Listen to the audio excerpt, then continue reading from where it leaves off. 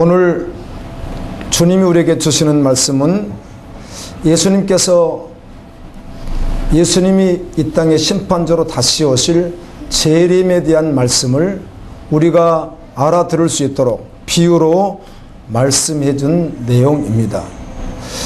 오늘 예수님이 사랑하는 제자들에게 이 말씀을 하시면서 오늘 본문 말씀에 보게 되면 네 가지를 명령합니다.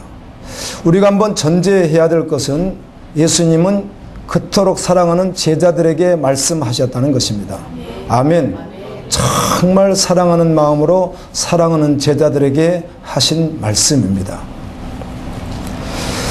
재림에 대하여 준비하고 있으라, 예비하고 있으라, 깨어 있으라, 이 말씀을 하시기 위하여 오늘 말씀에 보면 네 가지를 말씀하시는데, 먼저는 허리에 띠를 띠라, 이렇게 말씀하십니다.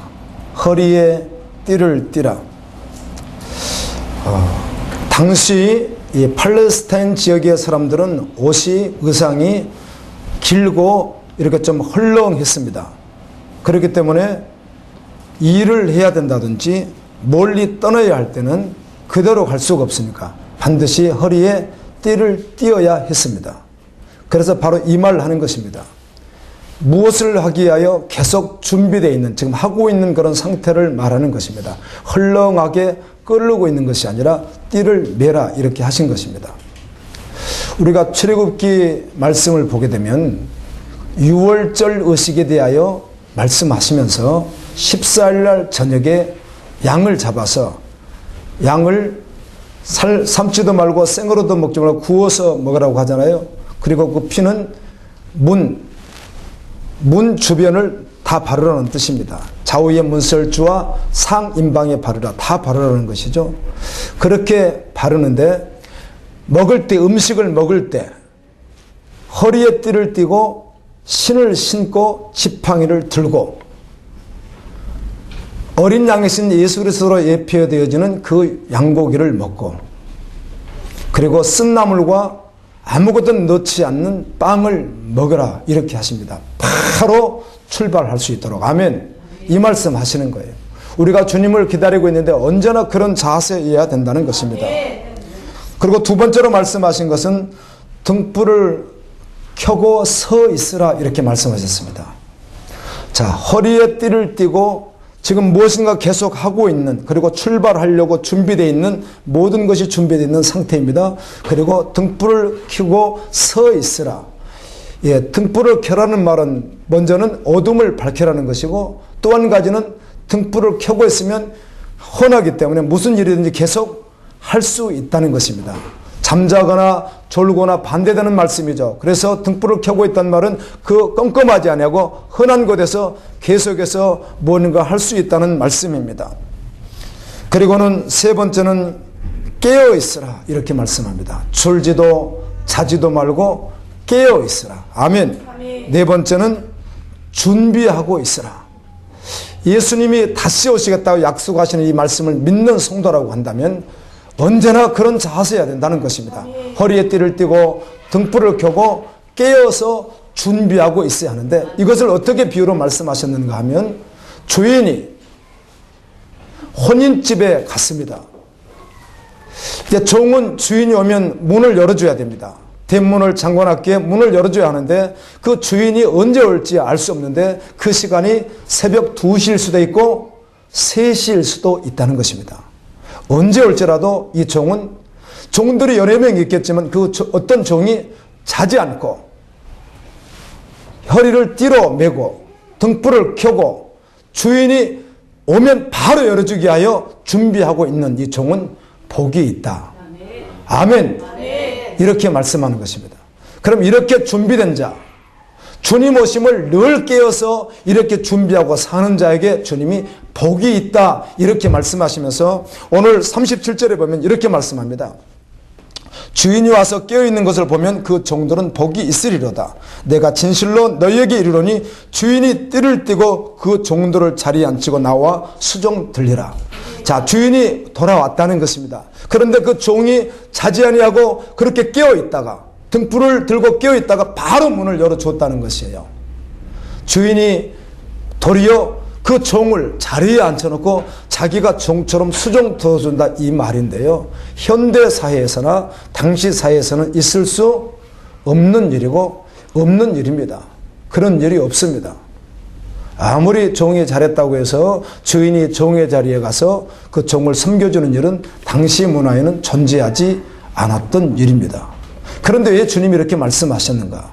이 말은 첫 번째 의미는 주님이 오셨을 때 주실 은혜는 너희가 상상할 수도 없는 당시 문화에서 이해할 수 없는 주인이 종을 섬길 수 없는 것 같은 이런 엄청난 은혜의 역사가 있다는 말씀을 하시는 것이고, 또 그러나 예수 그리스도께서는 당시의 어떤 지도자들과 다르게 나는 세상에 섬김을 받으러 온 것이 아니라 섬기러 왔다고 말씀합니다. 아멘. 그리고 요한복음 말씀에 보게 되면 예수님께서 허리에 수건을 두르시고 제자들의 발을 일일이 어떻게 했습니까? 다 종처럼 닦아주셨습니다. 이런 일이 실제로 있을 것이다. 아멘입니다. 그래서 주님은 이렇게 말씀하죠. 그러므로 너희도 준비하고 있으나 생각하지 않는 때에 인자가 오리라. 아멘. 성경에 예언된 말씀은 다 이루어지고 이루어질 말씀이 조금 남아 있습니다. 예수님께서 재림하신다고 하시는 이 약속은 성경 어떻게 보면 알파와 오메가이고요. 그리고 마지막이고 앞으로 남아있는 예언 성취 가운데 가장 큰 예언 성취입니다. 큰 기둥과도 같습니다. 할렐루야. 구약에서 예수님께서 구원주로 오실, 우리를 구원하게 위해 십자가 지러 오실 주님이 하나의 기둥이었다고 한다면, 신약에서는 다시 오실 예수 그리스도가 또 하나의 큰 기둥이 되는 것입니다. 아멘. 신약 성경에만 500번 정도가 기록이 되어 있습니다. 예수님 다시 오심에 대한 말씀입니다. 여러분 깨어 있어야 합니다. 준비하고 있어야 합니다. 띠를 두르고 있는 것 같이 매 순간 깨어 있어야 합니다. 사단이 우는 사자와 같이 깨어 있지 못하도록 불을 끄든지 허리를 풀게 하든지 끊임없이 공격하는 시대에 우리가 살아가고 있습니다. 아멘입니다. 예수님이 오실 때에 대한 징조들을 말씀하시고, 그리고 특별히 두 때를 말씀해 주기도 했습니다. 예수님이 마지막 심판할 때 그때 세상에 어떤 일이 있을 것인가도 말씀해 주셨고, 특별히 두 때와 같다고 말씀하셨는데 그 첫 번째는 노아의 때와 같다고 말씀해 주셨습니다. 노아 때, 오늘날로 말하면 세상 사람들이, 그리고 교회 안에 있는 사람들마저도 홍수전에 노아가 방주에 들어가는 날까지도 깨달지를 못하고 먹고 마시고 장가들고 시집가고 있으면서 하나님의 말씀을 믿지 않았다고 되어 있습니다. 이런 일이 주님 오실 때도 동일하게 벌어진다는 것입니다. 누가복음 17장에서는 노새 때와 같다고 말씀합니다. 역시 동일합니다. 사람들이 먹고 마시고 사고 팔고 시집가고 장가고, 선사들이 아무리 말씀을 전해도 아멘입니다. 믿지 않았다고 말씀합니다. 그리고는 이어서 반복해서 주님이 말씀하시기를, 그때 두 사람이 밭에 있다가 한 사람은 데려감을 당하고 한 사람은 버려둠을 당할 것이요. 두 사람이 맷돌질을 하고 있는데 한 사람은 데려감을 당하고 한 사람은 버려둠을 당할 것이요. 누가복음 17장 34절에는 내가 너희에게 이르노니 그 밤에 둘이 한 자리에 누워 있음에 하나는 데려감을 얻고 하나는 버려둠을 당하리라. 아멘. 오늘 누가복음 읽은 말씀 그 후에 또 한 번 베드로가 질문합니다. 예수님, 지금 하시는 말씀이 우리에게만 하시는 말씀입니까? 모든 사람에게 하는 말씀입니까? 이렇게 질문합니다. 질문에 대해서 좀 쭉 하신 말씀 가운데 이런 말씀이 있습니다. 분명히 주님이 오신다는 말도 들었고 이것도 동의했는데, 그러나 더디 오실 것이라고, 더디 오실 것이다, 지금은 오지 않을 것이다, 이렇게 생각하고 쾌락, 세상에 사로잡혀 살게 되면 그때 주님이 오셔서 그는 외식하는 자, 다시 말하면 복음이 없는 자, 주님을 믿는다고 동의를 했으나 실제가 되지 않은 자가 받을 불심판을 받게 될 것이며 그는 그 속에서 슬피 울며 이를 갈게 되리라. 아멘. 이렇게 말씀해 주셨습니다. 우리는 주님이 약속하신 말씀을 창세 이후 지금까지 주님 오시는 그날까지도 동일하게 아멘. 오늘 주님을 맞을 준비를 하면서 믿음으로 사는 것입니다.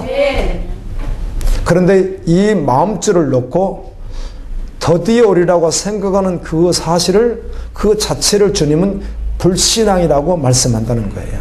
아멘. 매 순간 깨어서 오늘 또 주님 영접할 준비를 하고 살아가라고 주님은 우리에게 분부해 주시는 것입니다. 누구에게? 사랑하는 그의 제자들에게, 사랑하는 열방의 영혼들에게 말이에요. 누가복음 18장 8절에서 예수님이 이렇게 하신 말씀도 있습니다. 말세에 내가 세상에 다시 올 때에 믿는 자를 보겠느냐. 아멘. 주님은 말세에 내가 세상에 다시 올 때 믿는 자를 보겠느냐 이렇게 말씀하시는데 아멘. 주여 우리는 주님을 믿습니다. 고백하며 준비하고 깨어 있어야 될 줄로 믿습니다. 여러분 오늘 주님 오셔도 전혀 문제가 없겠습니까? 문제가 없어야 합니다. 지금 오셔도 지금 세상 떠나도 다행이어야만 합니다. 세상에서 부러운 것이 없고 세상에서 무서운 것이 없고 세상에서 미운 사람도 없고 예수님이면 충분한 사람, 그가 가장 행복한 자인 줄로 믿습니다. 얼마 전에 느완다 선교를 갔었는데요. 그건 GMP가 뭐 800불이라고 그래요.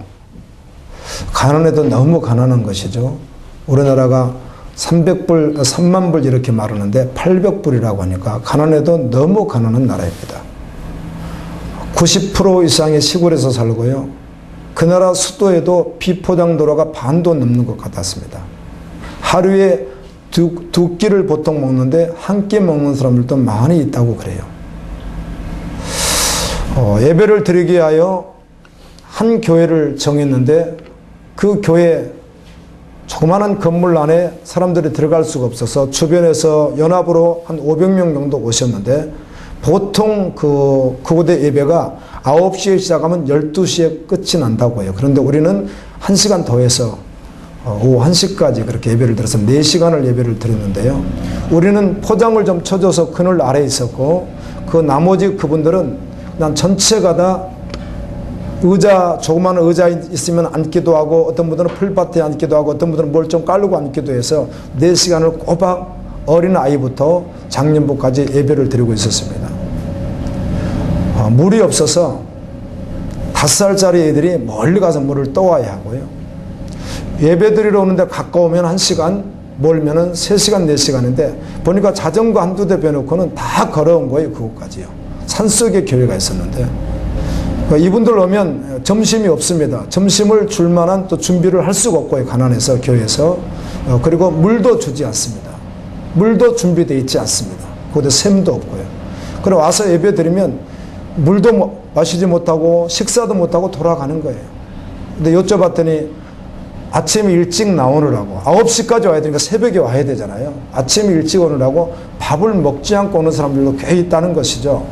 그러면 집에 도착하면 3시간 넘을 텐데요. 꼬박 식사도 못하고 물도 마시지 못한 채로 그렇게 예배를 드리는 거예요.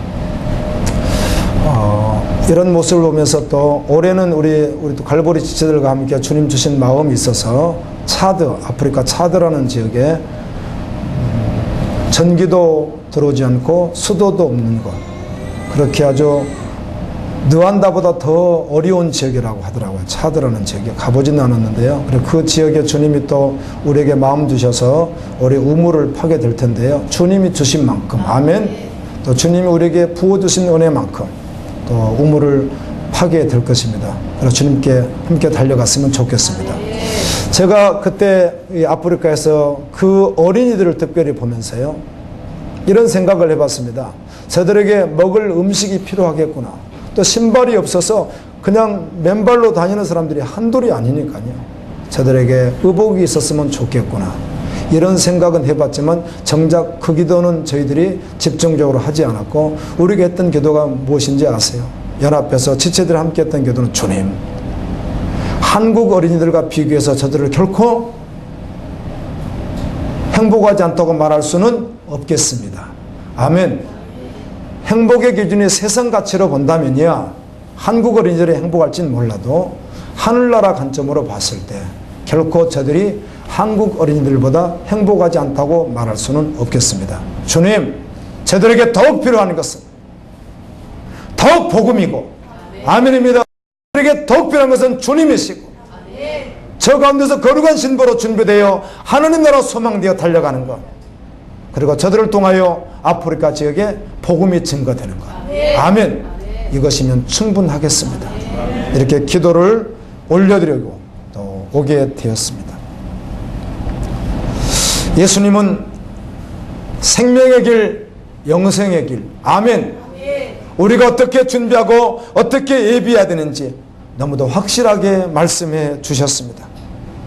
그래서 이 땅에서 믿음의 사람들은 세상 사람들이 걷는 넓은 길을 걷지 아니하고 끊임없이 좁은 길을 걷고, 아멘, 언제나 깨어 있어서 주님의 뜻이 무엇인가 분별하고 그 뜻을 향해서 계속 걸어가는 자들이 예비되고 준비된 자들인 것입니다. 자기를 부인하고 주님을 따라가는 것입니다. 우리는 지난주 잠언서를 읽었는데요, 잠언서를 보다 보니까 이런 말씀들이 있더라고요. 예수 그리스도를 얻는 것, 예수 그리스도를 사랑하는 것은 은을 얻는 것보다 귀하고 그 이익이 정금보다 낫다. 예수 그리스도를 얻는 것, 예수 그리스도를 사랑하는 것, 예수 그리스도를 기다리는 것, 이것은 은을 얻는 것보다 낫고 그 이익이 정금보다 낫다. 예수 그리스도를 얻는 것은 진주보다 귀하니 내가 사랑하는 모든 것으로도 이에 비교할 수 없도다. 예수님을 얻는 것이 진주보다 귀한데 너가 지금까지 사랑한다고 말했던, 예수님만 빼고 사랑한다고 말했던 모든 것을 다 합쳐도 이만 못하다. 이렇게 말을 합니다. 여러분, 예수님을 사랑하는 것 가장 귀한 일입니다. 구약 성경에서는 이 사랑이라고 하는 말을 할 때 히브리어로 두 단어를 사용하게 되는데요, 하나는 아하바라고 하는 말입니다. 아하바, 이 말은 감정적인 사랑을 말하고, 하나는 다바크, 이것은 달라붙는다 이 뜻입니다. 그래서 성경에서 하나님을 사랑하라, 마음으로 사랑하라, 주님을 사랑하라, 지혜를 사랑하라, 이런 모든 말씀은 다 다바크입니다. 다바크. 이 말은 달라붙는다 그 말이에요. 아멘. 무슨 말입니까? 주님을 사랑한다는 말은, 하나님을 사랑한다는 말은, 말씀을 사랑한다는 말은 그 말씀에 주님께 뭐 한다는 거예요? 달라붙는다는 것이에요. 이 달라붙는다는 것은 달라붙어서 주님과 마음이 하나고 뜻이 하나이기 때문에 주님이 말씀하신 그대로 순종의 걸음을 걷는다는 뜻이에요. 이게 사랑한다는 말이에요. 감정적인 사랑이야 변질될 수 있겠지만, 아하바는 변질될 수 있겠지만 다바크는 변질될 수 없습니다. 주님에게 붙어있는 것을 사랑이라고 말하기 때문입니다. 오늘 혹시 주님 오시면, 혹시 오늘 우리가 떠나게 되면 주님이 나에게 흰옷을 주실까? 그곳에서 영원히 흰옷을 입어야 하잖아요. 흰옷을 주실까? 하나님 앞과 천사들 앞에서 나를 예수님이 시인해 주실까? 또 면류관을 주신다고 하셨는데 어떤 면류관을 주실까? 반대로 나를 심판하실까? 내가 믿음의 저울에 달리면 나는 어떻게 될까? 다니엘서 5장에 보게 되면 벨사살 왕이라고 하는 사람이 하나님의 성전에서 가진 금은 기구로 술을 마시며 아주 하나님을 업신여기는 일을 했습니다. 그때 메네메네 데겔 우바르시렌이라고 하는 글이 써졌는데, 이건 결국 해석하게 되면 저울에 달아보았더니, 하나님의 저울에 달아보았더니 어때요? 하나님이 원하는 근이 나가지 않았다는 것이죠. 그래서 그는 버림을 당하게 됩니다. 우리도 혹시 믿음의 저울에 올라가게 된다면 나는 어떻게 될까? 아멘. 오늘 또 주님 앞에 돌아올 수 있기를 예수님 이름으로 축원합니다. 로마서 2장에 보면 16절에 이런 말씀이 있습니다. 바울이 이렇게 고백하죠. 나의 복음이 이른 것과 같이, 아멘. 나의 복음이 이르는 것과 같이 우리가 은밀하게 행한 모든 죄를 주님이 그날에 심판하시리라, 이런 말씀이 있는데요. 나의 복음, 이런 말을 하더라고요. 나의 복음. 로마서 16장에서도 나의 복음 이렇게 말하는데, 나의 복음. 여러분, 주님이 주신 말씀이 여러분의 말씀이어야 합니다. 아멘입니다. 주님이 여러분의 신랑이어야 합니다. 주님이 주신 생명의 복음은 기쁜 소식, 영원한 소식, 그리스도께 이루신 구원의 모든 것이 여러분의 것이어야 합니다. 이게 나의, 이 복음이 누구의 복음 돼야 되는 거예요? 나의 복음이 돼야 되는 것입니다. 선교 여행을 여러 차례 해볼 이렇게 기회가 있었는데요. 가면 현지 교인들, 또 특별히 현지 선교사님들과 목회자들을 만나보았는데요. 대부분이 주님 오심에 대하여 거의 말하고 있지 않았습니다. 들어보지를 못했습니다. 우리가 가서 이제 주님의 신부, 주님 오십니다, 이런 이야기를 이제 많이 하게 되었는데요.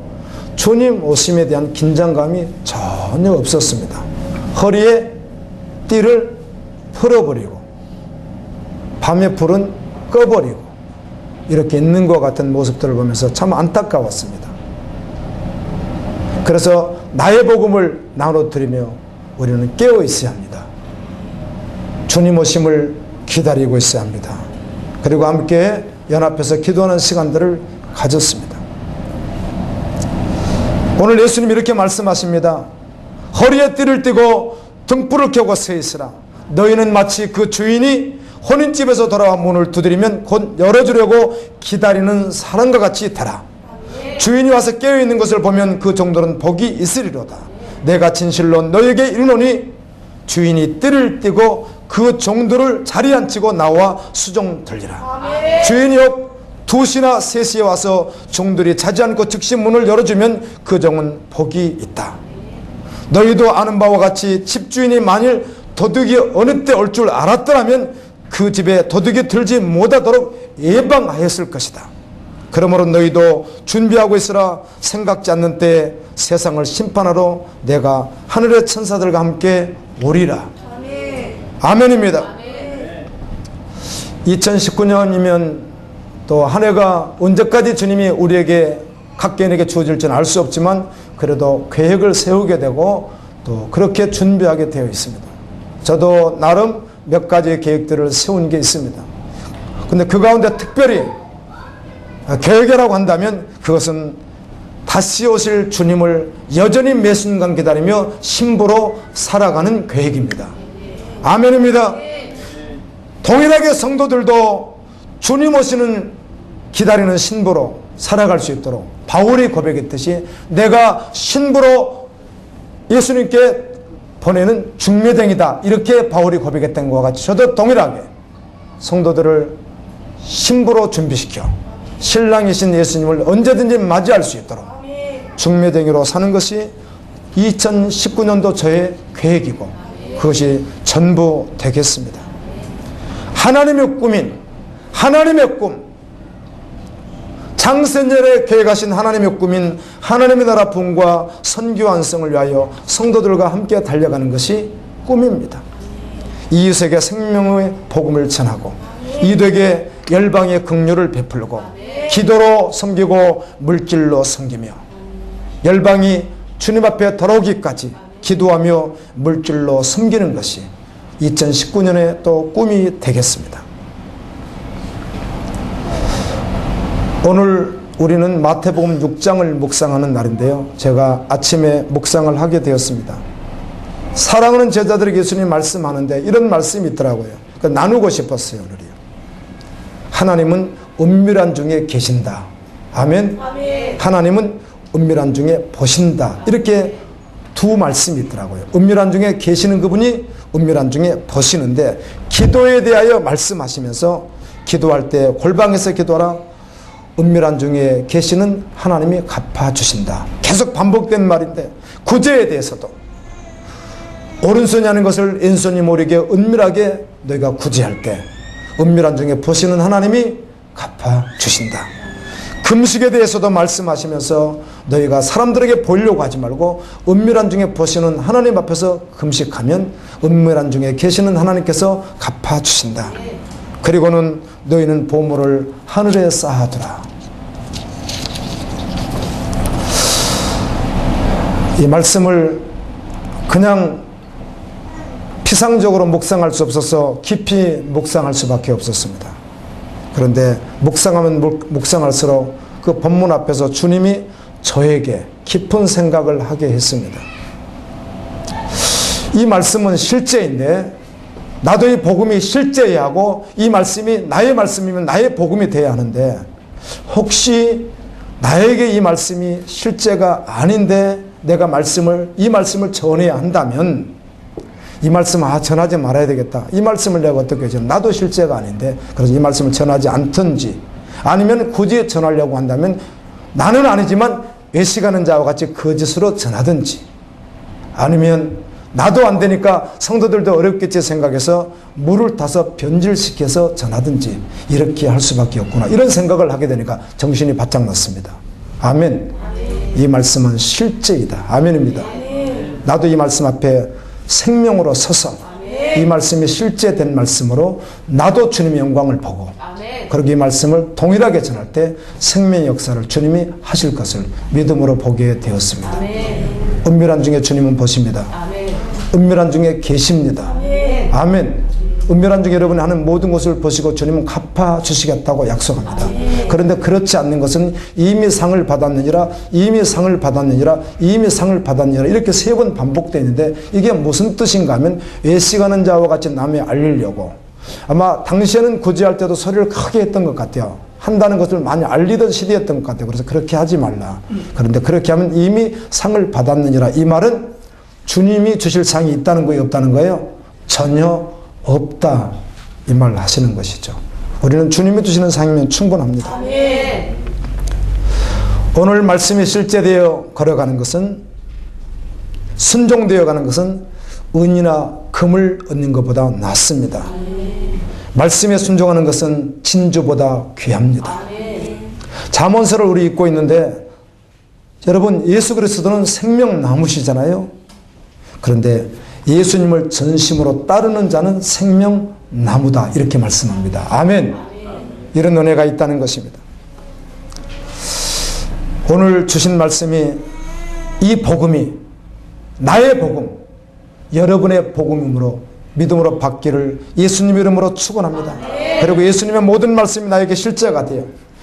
예수님 오심을 깨어서 준비하며 기다리는 믿음의 종들 되기를 예수님의 이름으로 축원합니다.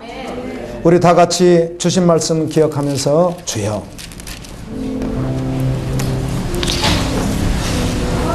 믿음이 무엇인가? 오늘도 여전히 주님을 기다리는 신부로 살아가는 것입니다. 깨어서 항상 정신을 차리고 주님을 기다리는 것입니다.